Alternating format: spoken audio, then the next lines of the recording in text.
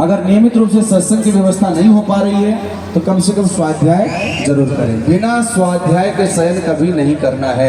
यानी जब आप सोने जाते हैं तो 1 घंटे पहले मोबाइल को विश्राम दीजिए, उसको चद्दर उठा करके रख दीजिए और उसके बाद अपने हाथ में गुरुदेव की कोई एक अच्छी सी पुस्तक उठा लीजिए। यानी अच्छे विचारों को पढ़ते हुए आप सोइए, देखना आपको अच्छी सी नींद आएगी और फिर सुबह जो है आपको बहुत ताजगी महसूस होगी। अच्छे विचारों को लेकर के आप उठेंगे।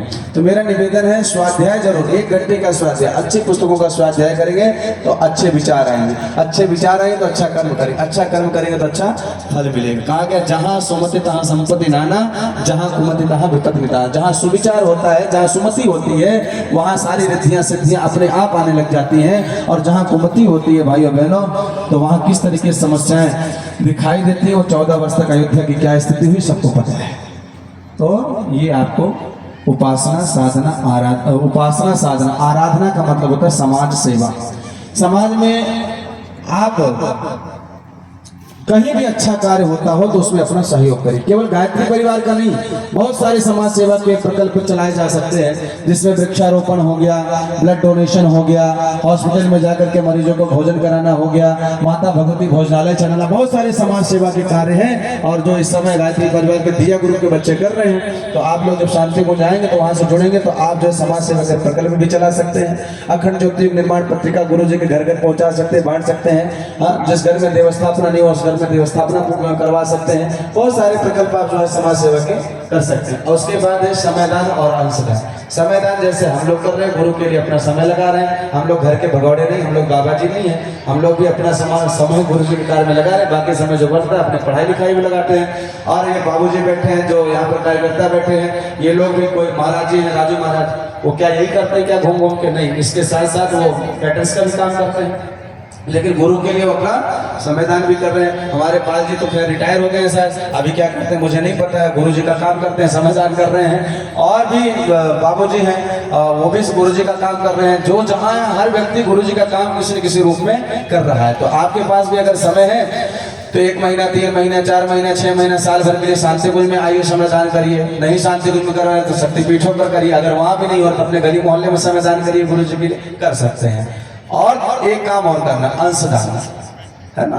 तो अंशदान भी करना। गुरुदेव कहते हैं बेटा अगर तुम्हारे घर में आते तो तुम हमको चाय जरूर पिलाते कि नहीं पिलाते? इतने आदम शिष्य तो है नहीं, गुरुदेव आए और तुम चाय पानी लेकर आओ। तो गुरुदेव कहते थे बेटा तो मैं आता तो चाय पानी जरूर करवाते। तो इसलिए जो चाय पानी करवाते उसी का जो पैसा है वो क्या करना, प्रतिदिन का निकालने का जो है 1-1 रुपया 2-2 खैर 1 रुपया तो बहुत सस्ता हो गया है। अब 100 रुपये का नोट का मतलब 10 रुपया होता है, 500 रुपये का नोट का मतलब 100 रुपया होता है। 500 लेकर के जाओ बाजार में, पता नहीं चलता। तो कम से कम अगर हो सके, जो बच्चे लोग हैं तो 2-2 रुपया निकाले, और जो बड़े लोग हैं वो कितना, 2-2 रुपया नहीं, कम से कम 5-5 रुपया नहीं, 100 भी नहीं, कम से कम 5-5 रुपया रोज का निकालने के बाद इसको जो इकट्ठा करते रहे। जब साल भर का इकट्ठा हो जाए तो आप जो है चाहे शक्तिपीठ चले जाए, वहां से कहते भैया इसको हमको शांति कुंज भेजना है तो हमको वेद माता गायत्री ट्रस्ट की रसीद दे दीजिए, जो हम सीधा गुरुद्वारे पहुंचे। नहीं तो आप जो है सीधा शांति कुंज का अकाउंट नंबर लेकर के डायरेक्ट यहाँ से भेज दो। उससे क्या होगा, उससे शांति कुंज की गतिविधियां चलती हैं। जो भी शांति कुंज में आते हैं 10,000 व्यक्ति प्रतिदिन वहाँ भोजन करते हैं, 10,000 व्यक्ति प्रतिदिन वहाँ ठहरते हैं। उनके रहने, खाने, उठने, बैठने, संस्कार, ये के सारी व्यवस्थाएं निःशुल्क करते, किसी चीज को कोई पैसा नहीं। कहाँ से आता है पैसा? ये जो 1 रुपये आप लोग देते हैं, इसी सांस्कृतिक की गतिविधियां चलती हैं। तो आपको शांति कुंज के लिए देना।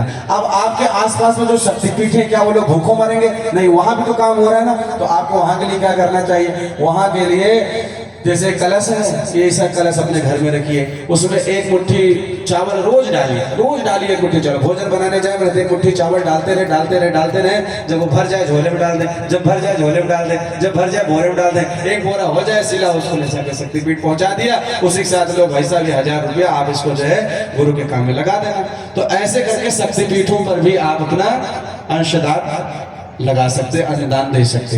ये इतनी शर्त है, इसमें से जो शर्त मानेंगे तो गुरुदेव क्या है? गुरुदेव है पावर हाउस, हम है कनेक्शन करने वाले, हम आपके गुरु नहीं है, हम तो आपके गुरु भाई हैं। कुछ लोग हमें लोग गुरु जी कहने लग जाते हैं, तो उनका भाव है, लेकिन हम लोग कहते हैं गायत्री परिवार में एक ही गुरु है, वो है परम पूज्य गुरुदेव पंडित श्री राम शर्मा आचार्य जी। एक ही गुरु, बाकी सब चेला। तो गुरु है हमारे पावर हाउस, हमें कनेक्शन करने वाले। आपके घर में एसी, पंखा, फ्रिज, बिजली का बिल तब तक जलता रहेगा जब तक आप बिजली का बिल भरते रहेंगे। बिजली का बिल भरना बंद, कनेक्शन अपने आप कट जाएगा। तो बिजली का बिल क्या है?